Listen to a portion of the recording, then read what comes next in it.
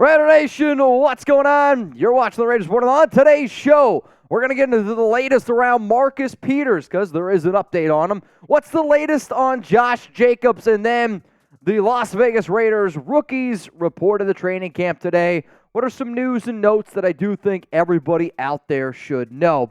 Now, I wouldn't be able to do today's show if it wasn't for our awesome sponsor, Panda Supps.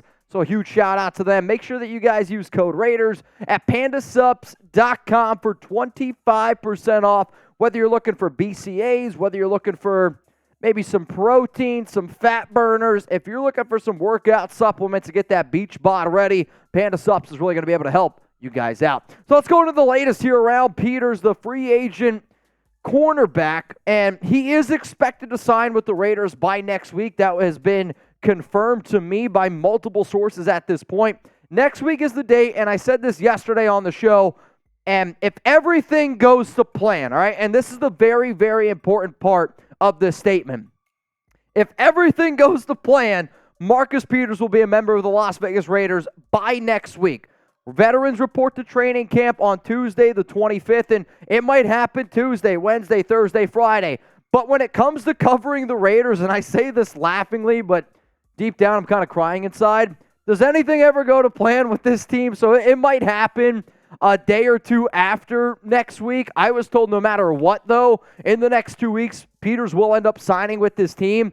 From the logistical standpoint that sometimes we don't think about for these NFL players, you might have to move. It does sound like he's been in Las Vegas this entire summer, but he's just, and I was told by a source, getting things organized as of right now. He wants to be a member of this Raiders team, and it is going to happen soon. So hopefully you're subscribed, and hopefully you got those notifications turned on, because when it does go down, we're going to get wild. And I follow a lot of people on social media, and I saw Vinny Bonsignore. It was like, feels like Marcus Peters to the Raiders is inevitable. I've seen Vic Tafer on social media. I've seen a lot of these Raiders beat reporters, and they just seem so upset that Peters is going to be signing with the Raiders. And I say this kind of jokingly. Also, I'm not afraid to throw a jab here and there because these guys have not been afraid to throw my name under the bus. That is an understatement, no doubt. But Raiders beat writers are called beat writers, and I feel like when you hear some of the tweets, like especially Vic Tafer, man, he just sounds so upset, defeated, like old man get off my lawn type of thing, anything Raiders related. But they're called beat writers is because they're always getting beat by Raiders YouTubers. And the reason why I say that is because whoever you follow here on YouTube, I can already tell you, the whole Marcus Peters thing has been covered over and over and over. And I'm a big person on, I got to give my flowers to Graphic Raider because he was on this show. He said 4 or 5 months ago that Peters was going to be a member of the Las Vegas Raiders. So if you're looking for the best Raiders coverage, guess what? It's here on YouTube. And I can understand that beat reporters are upset. Their job is difficult. They don't have any inside sources, and we absolutely dominate them on every single aspect. If you want more of an update on Peters, I put out this video yesterday. Go check it out down below, youtube.com/Raiders Report.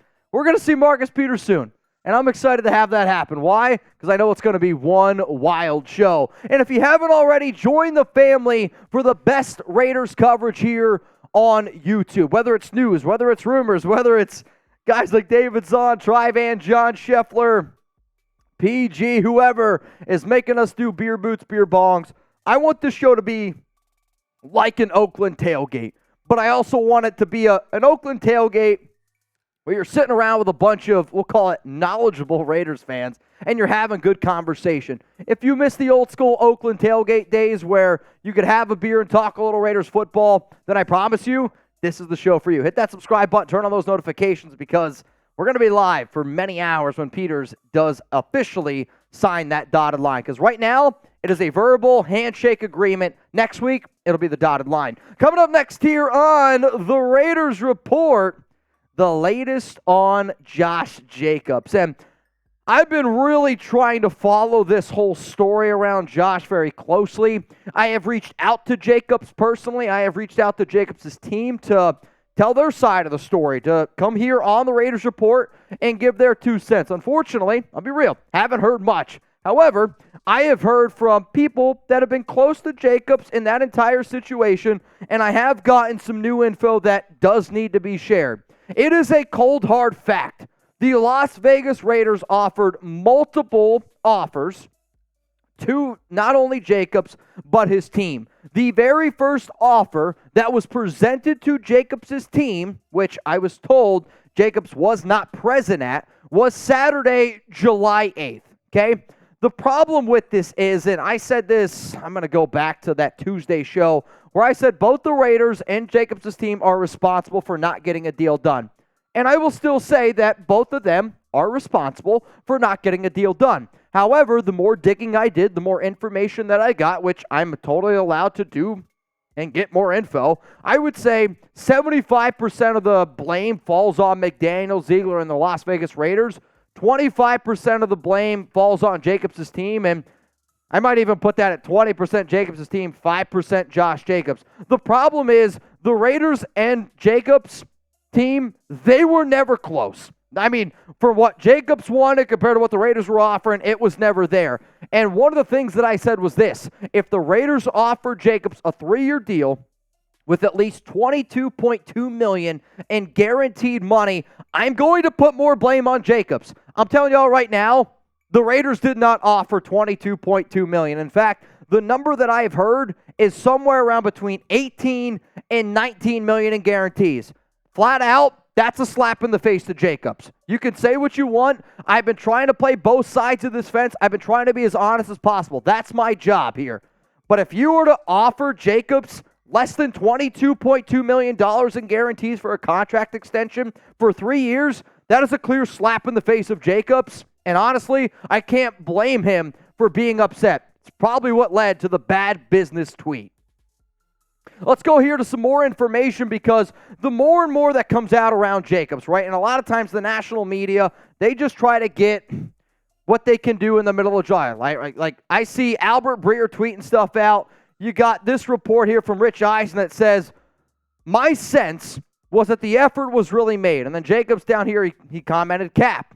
I talked to some people close to the situation, and that was Cap. Did the Raiders make an effort, I'm going to use this in quotes here, an effort to give Jacobs a deal on the table? Yes, they did.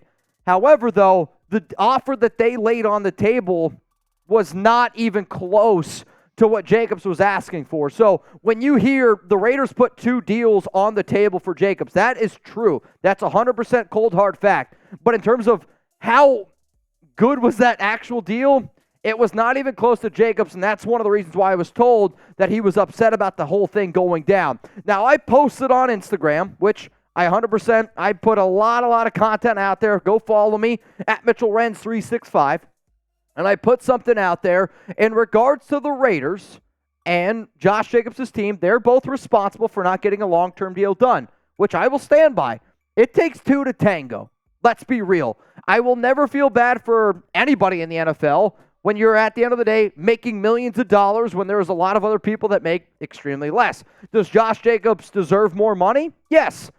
Are the Las Vegas Raiders smart for not giving him that massive contract extension? Yes. Both of those answers can be true. But in terms of both of them being responsible, Jacobs commented on my IG and said, definitely was not me, but I'll air it out on my own time. So what I ended up doing there is I messaged Jacobs. Unfortunately, have not been able to get in contact with him.